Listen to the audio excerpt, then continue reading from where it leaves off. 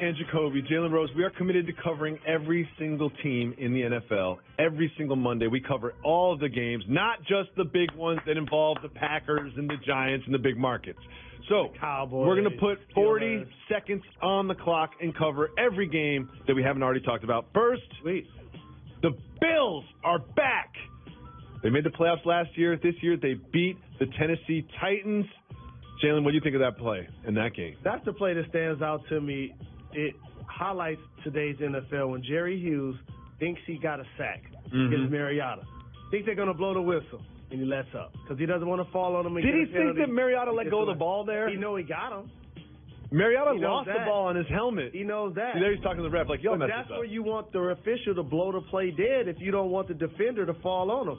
And the one thing I need to say about that rule, if you're a defensive interior lineman, it's basically impossible for you to beat your guy on the inside, get a beeline to the quarterback, and never fall on him with your body weight. It's just unrealistic. It's one thing from a guy blitzing from the outside, but when you're on the interior, it's virtually impossible.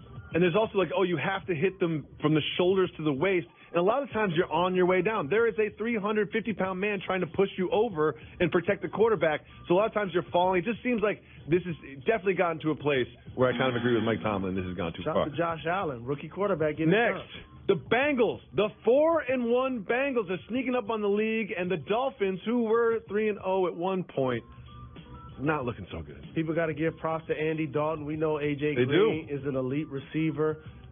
They've been a team that people knew that they had a lot of talent, but now they're playing up to their potential, regardless of who's in at running back. Joe Mixon was getting most of the carries on Sunday. They did an amazing job of continuing to extend their record against a Dolphins team that has now lost 2 in a row. Dolphins were up 17-0 in this game. In the third quarter, just kind of felt like, hey, maybe the Dolphins are for real. And then the Red Rocket strikes. 27 unanswered points. It just seems like Miami just not adding up for them. Never really has. And for the Bengals, the question is, will this be the year that Marvin Lewis leads his team to a playoff victory? We'll see. Well, the Browns are now a 500 football team. After an overtime field goal to beat the Ravens, the Browns, the Cleveland Browns, are now 2-1. You know what I'm going to do that national media never does? Talk about Baker Mayfield? No. Talk about the defense. Okay, when you take Myles Garrett number 1 overall, when you take Denzel Ward 4th, you take Jabril Peppers in the first round, you need those guys to ball. And guess what they're doing? They're hitting. They're playing physical. They're helping balance off the fact that, yes, they have a rookie quarterback in Baker Mayfield doing a terrific job of swinging the ball around a lot. But at the same time, the defense is this. You know why I love Browns wins? The free beer and the J.R. Smith celebrations.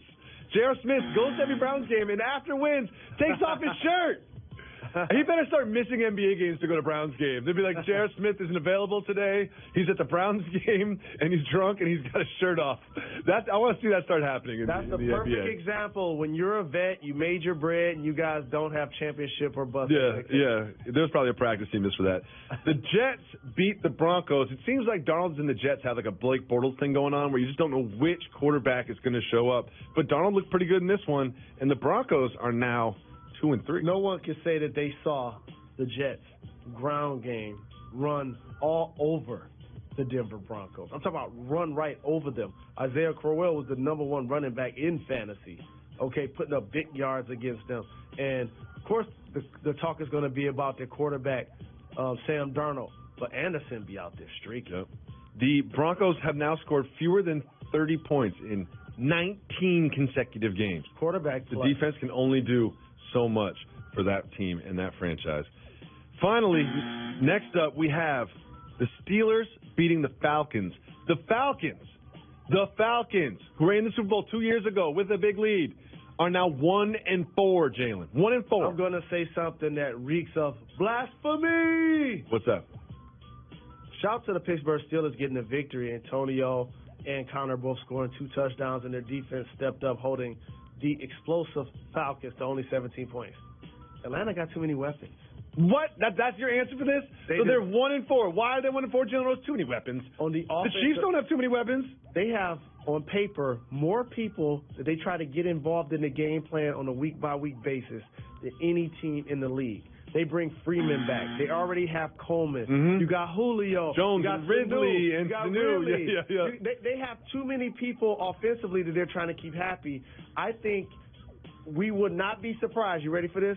If they trade one of their major offensive pieces to get help on the defensive side of the football that has dealt with a lot of injuries. I think that was articulate. I think it was smart. It was also absolutely incorrect, but I enjoyed every piece of it. Watch. Moving on, the Chargers beat the Raiders.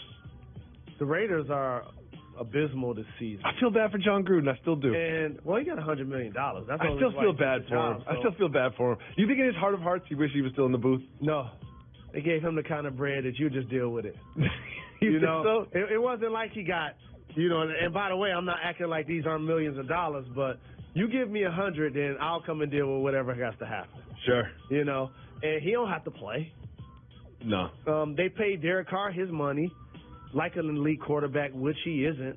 But don't sleep on the Chargers. When they get Bosa back, okay, that defense, to go with Phillip Rivers, who's been a model of consistency, I think they will have something to say about when the AFC is decided. The Vikings beat the Eagles, and this was the NFC Championship last year, and you remember what happened in Philly. The Vikings got smacked. It must have felt good for them to come back and beat the Eagles. Absolutely, and shout to Kirk Cousins, because so many people point at the money that he got, but yet he's really playing well. He's playing well. And is it me? Oh, I love Thielen and Diggs as a 1-2 in the game. Like, they get it done. They get up the field. They both do intermediate. They both do crosses. They both go deep. Like, they're really impressive. And so Minnesota, again, as I mentioned earlier, there's going to be talk about the Packers and the Bears, and I see my Lions trying to do their thing, but they're the class of that division still. Eagles 2-3 after winning the Super Bowl. Moving on. A game I didn't watch. I don't think a lot of people watched this one. 49ers and Cards? 49ers and Cardinals. The Cardinals won. They were the only team. Now not a single team has 0 wins in the league. I said it on this program, and these two of my guys, watching this game confirmed it. I really felt bad for Larry Fitzgerald and Richard Sherman. Oh, yeah. Because both of those guys, in my opinion, deserves to be playing on contending teams at this point of their careers. And these are becoming lost tape years for them. After let's say a Cardinals running play that goes for -1 yards, and the two of them are locked up pretending to block and try. What do they say to each other after the running back goes down? What you want to do? Yes. I'm trying to get out of here. Me yes. too. What are we doing this offseason? Where you going? Where you going on vacation this offseason? Oh yeah. Right, John. This ain't gonna be my last year. You're trying a little too hard for this. Okay, stop pushing me so hard.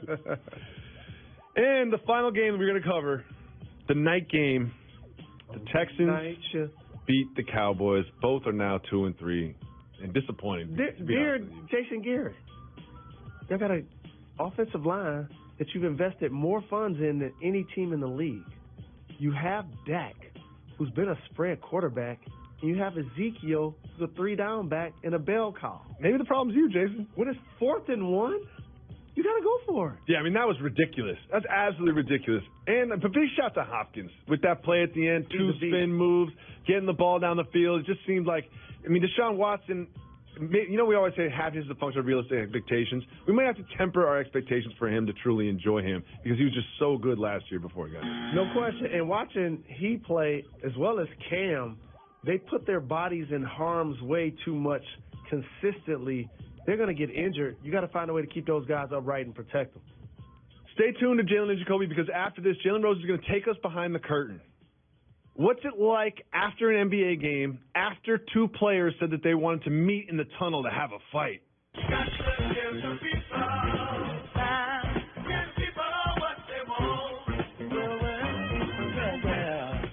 I am the $5 lunch from DQ, and variety is my modus operandi. That's Latin.